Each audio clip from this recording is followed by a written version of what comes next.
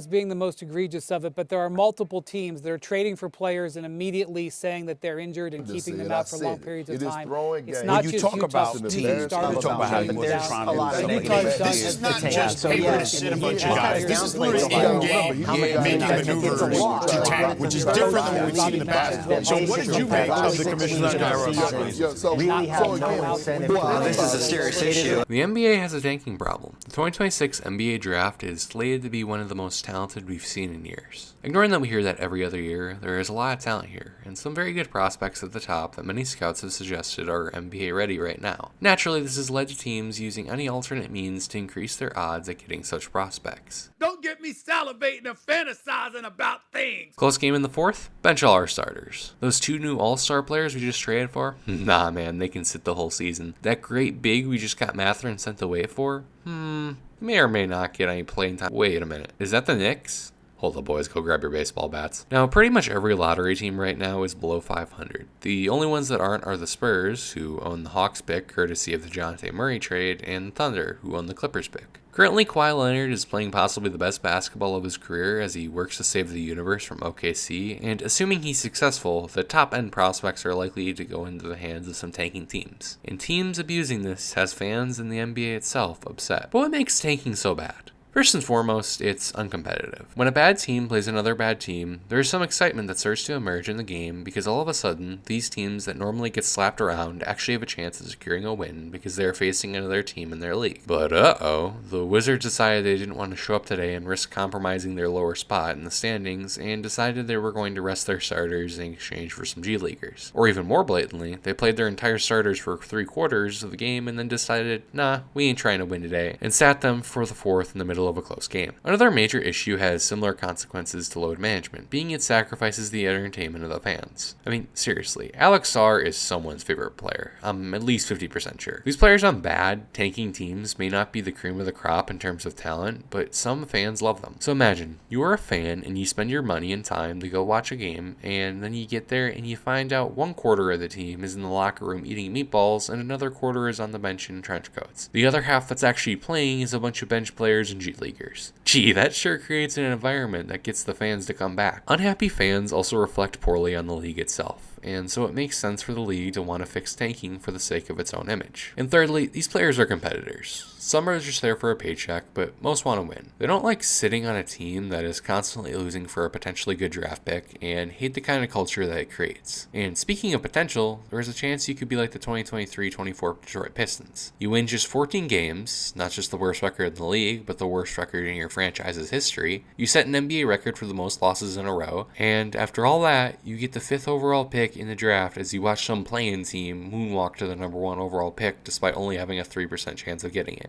Gee, sure, a play-in team with sub 3% odds for the number 1 overall pick won't happen for a long time after this. That would be crazy. So it's bad for competitiveness, bad for fans, reflects poorly on the league, bad for players who want to win, and it isn't even guaranteed to work. Well, Adam, let's get rid of this thing already. What ideas do you got? Well, I really would consider abolishing the draft if that was necessary.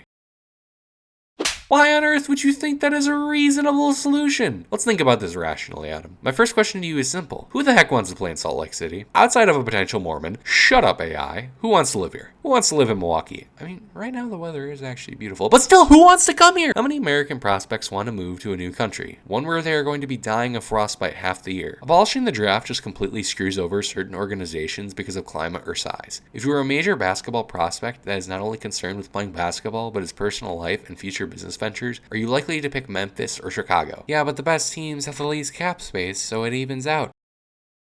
Ah yes, because rookie contracts famously take up so much space. And if you were to remove rookie contracts to combat this, then all of a sudden you open up an entirely different dilemma. Imagine Cameron Boozer walking in on day 1 and he's making $30 million. I don't think I have to explain why that's an issue. In fact, there are so many problems with abolishing the draft. What happens to draft capital? How will teams adapt to the new way of building teams? What does Adam Silver do when the inevitable hits and small market, bad teams can't improve and the problem of uncompetitiveness sticks around? I mean, if we abolish the draft, let's just abolish the salary cap. I mean, Steve Ballmer doesn't care about it to begin with. Let's just let him turn the Clippers into the Dodgers. And again, at least the Dodgers are a competent organization. Speaking of Steve Ballmer, can we get a single update on this situation? Oh, no?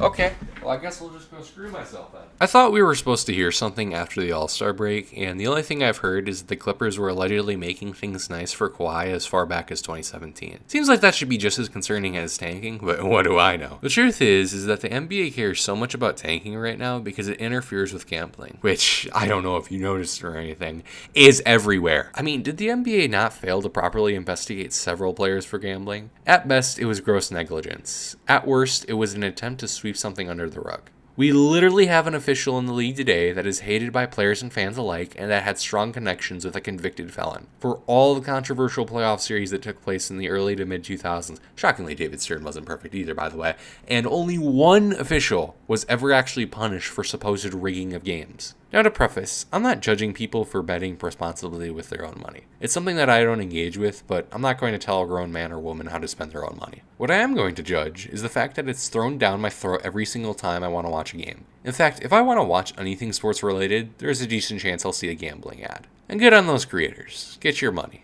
I just think it is quite problematic how prevalent gambling has become in our culture. Of course, it makes sense for the NBA to protect gambling because it generates money. It's a business after all. That's all this talk about tanking is, to protect the business. If the league were to actually care about the fans first, they'd hold themselves accountable for issues like officiating or wouldn't give an out-of-touch statement like, oh, if the fans can't afford to watch games, just watch the highlights. And here's the harsh truth about tanking itself.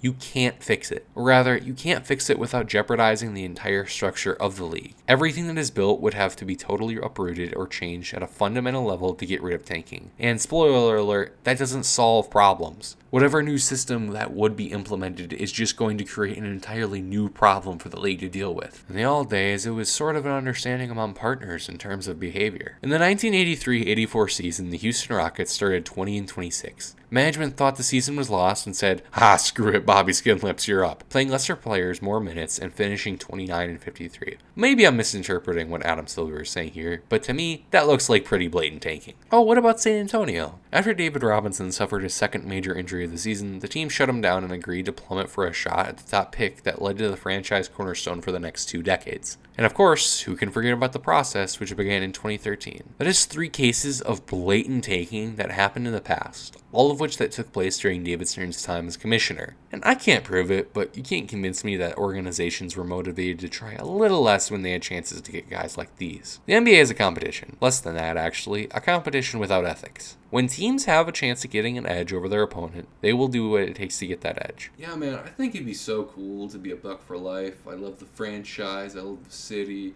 I love my teammates. It's just great here, man. I think I'm going to retire here. 12 seconds later. Hey, Drew, pack your bags. You're getting shipped off to Portland. Let's not forget, Mr. Silver, you've already done things in the past that deter tanking. As mentioned before, the 2024 Pistons were atrocious, yet they got the number 5 pick. And they got the number 5 pick the 2 years before that as well. Flattening the lottery has done its job to deter tanking. And I've seen some other ideas like flattening the lottery for every team involved, and things like that are just a no, because, I mean, you're telling me a team like this should have the odds of getting the number 1 guy. And one last thing I'd like to say, tanking is also overblown. Probably because it's such a hot topic right now, but NBA fans in particular are just absolute nutjobs whenever a player gets an injury announced. How convenient you trade away Triple J and players for picks, Bane in the offseason for picks, and now your star player is hurt.